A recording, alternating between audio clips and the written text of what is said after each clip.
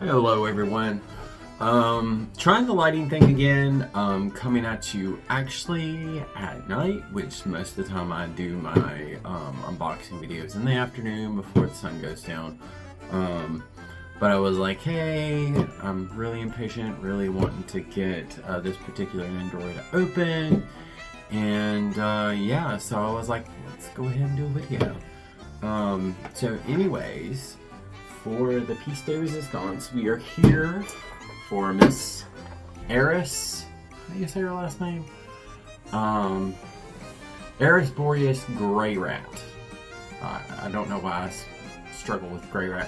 But yeah, she's Nendoroid 1567, and she's from Mushoku Tensei, which was a big anime like a couple months ago, but like as far as like the hype, I think it kind of died off real fast. But she was my favorite character, I think, in the series thus far. Which was really funny because I thought, like when she first got introduced, I was like, oh, this is going to be the character I hate. But then I ended up really liking her because she develops a lot through the story, or she grows a lot through the story. So anyways, I was like, well, let me try to pick her up, and she was the one thing I was like, okay, I really want to find this when I go to Anime Expo. So I pulled the trigger probably a little too fast because I got her for probably a little bit over retail, but not too horribly bad. But anyways, I'm excited to get her open and see what she's like. And so yeah, let's go ahead and get to it, shall we? Okay, so here is the box. Not too, nothing real special, just your normal Nendoroid box. You got the sides in kind of the character color, and the back, and then the different poses on each side. So, just your normal small sized Nendoroid box. So yeah, let's go ahead and open her up. So right out of the box, you see she doesn't come with a whole lot, but she comes with, I guess, enough to pull it off. She comes with her first outfit that she really has, or first adventure outfit she really has. I wish they had gone with the second outfit with the cat hoodie. That would have been amazing. But I still like what it comes with. She comes with her weapon, backpack. Lord, if it'll focus again. Crossed arms, which I really like the crossed arms with the pouty faces. She has one bent leg, a hand to hold the sword with, and then there's the main body. She has her little cowlick right there, and then her default face is kind of like her stern normal face, and then I really love this like little pouty face that she's got right here. I think that's really cute. And then this is kind of like a exciting, happy action face, because she does actually really like fighting. Speaking of the character, because she's more of the combat person in the group than the magic user. So but anyways, let's get her out. And of course she comes with the base, standard stuff, and your instructions just in case you need them. And I believe like after so many, I think they all come in like English and Japanese. So you don't necessarily have to worry about that. Yep. But anyways, let's go ahead and pose her and see what she looks like all put together. All right, so here she is in her first pose. I didn't push the arms all the way in because I just have PTSD about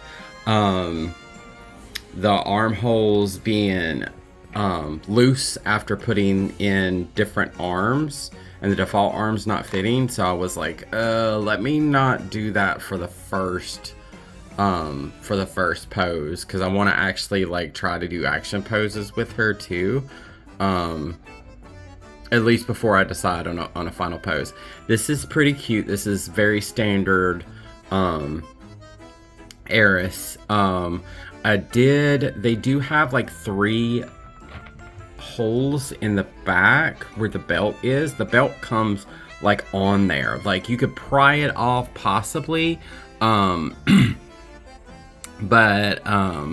it's pretty much on there. So there's 3 holes in the back, and it's not a backpack. It's actually where she holds her sword. I guess you would call it, is it a scabbard? I think it's a scabbard. Anyways, it was a little hard getting it in. The 3rd hole over seemed to be the one where it stayed the best. Where the middle I was having a hard time. But I guess you could use any of the 3, so I just ended up using the 3rd one. Mine has like a little metallic paint bleed right on her chest, but I probably can get that off real easy. I noticed some seam lines, but they're not like horrible, I guess.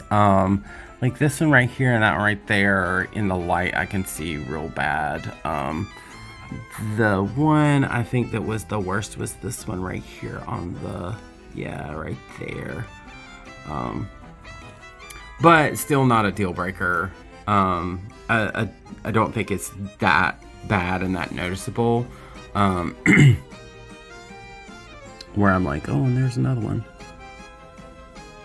Or maybe that's just a scratch.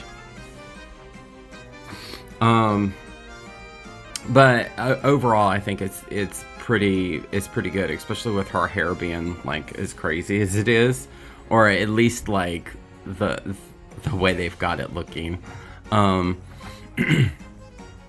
But she's pretty cute thus far. I did notice that there are all these alternate arms and extra hands that I didn't know about that were in the base. So yeah, they started doing that again. How fun. I don't really like it when they put them in packs like this. I'd rather them be in the blister packaging. It's easier to keep track of. But it is what it is. So, but at least we've got more options now than we originally thought we did. Anyways, I'm going to put her, I think, in the action pose next. So yeah, we'll see how she looks there. Now, this pose was actually like quite nice to put together. The arm parts, they have like, she has shoulder parts that you put in that make her arms stick out. And then you just replace the arms. I have one that's a bent arm because it showed that on the box, and it actually makes a really cute action pose. Like, I really actually like that a lot more than I thought I would.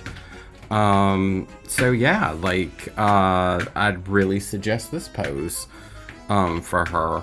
I'm actually debating over leaving her like this or putting her in the pouty pose, which the pouty pose, I love any kind of funny kind of poses, so that's probably what I'm actually going to stick her with. But yeah, this one is really surprised me how cute I thought it was, especially for how simplistic it is. But yeah, it's really, really cute, and the arms go in very easily. They don't feel like doesn't feel like it's like you're forcing it in, or it's going to make the armholes loose next time you switch it out with something. Not like the bent arms. The bent arms felt like they were like you had to put some force in it, and I was just afraid that it was going to make the armholes hard to hold in anything else if I was going to switch it around. So yeah, so I actually really do like this pose. You do have the sword, you have like the hand that holds the sword. It was real easy to put that in. I would suggest, with her hair being so crazy, just to take her head off while you're like maneuvering her arms and stuff about. The only thing that I really had issue with is after I'm switching her about, I'm like, okay, now how am I going to tell which one's the right and which one's the left? Like, I'm gonna get them confused. So that's the only thing. I think they do have them marked on some of them, like the original ones. I think they do have them marked. But yeah, it's just about keeping the parts together. But yeah, so let's go ahead and put her in the final pose for the evening. And here she is, all poutied up, pouty and embarrassed at the same time. I absolutely love the faceplate. The faceplate just makes it. I love how they have the arms where they're kind of like the wrists are flipped out. It's a nice touch to actually like make it look like the arms are doing something other than just standing out straight.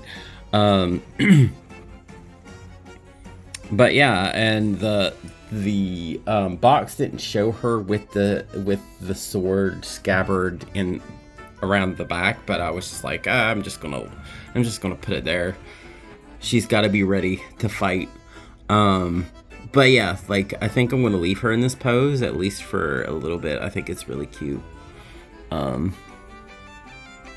yeah, overall, I really do like her Nendoroid.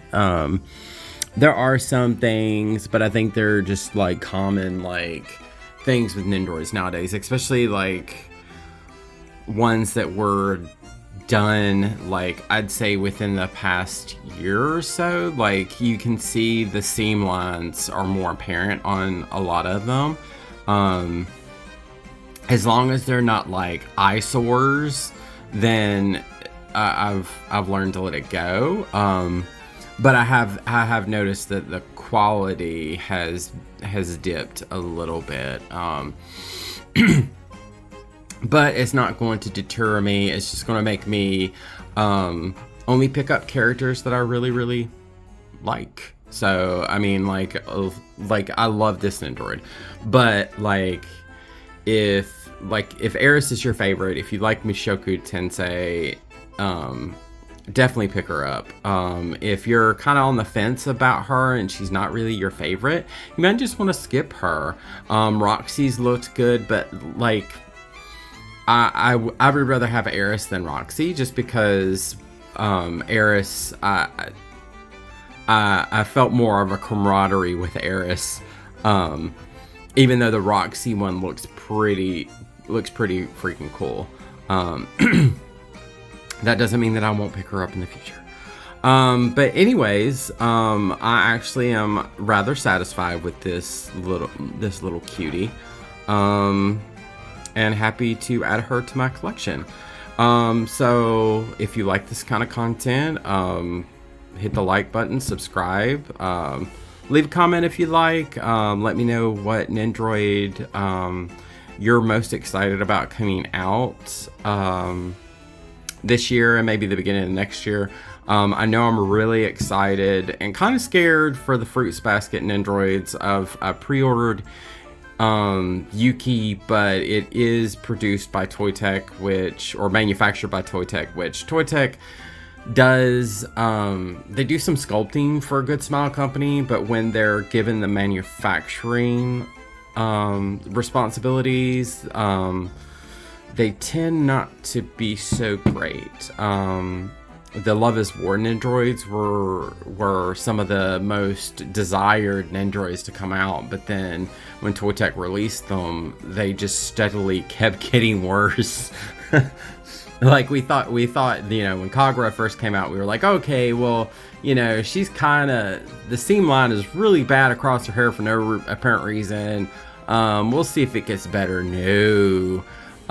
It just seemed to steadily get worse, and then Chica was by far looked at as the worst of the worst. Her faceplate even had like this bootleg sheen to it. Some of her faceplates did, and people complained about it so horribly bad. But anyways, so yeah, that's what I'm looking forward to and fearing at the same time. So who knows? I might try to get him and unbox him for everyone and let everybody know if it's good or not. But that won't be until I think he comes out. I think he's slated for January of next year. But with Toy Tech, they may delay him. So Who knows? But anyways, enough of me rambling. It's probably time for me to go to bed. So I hope y'all enjoyed the video, and I will see y'all again next time. Later.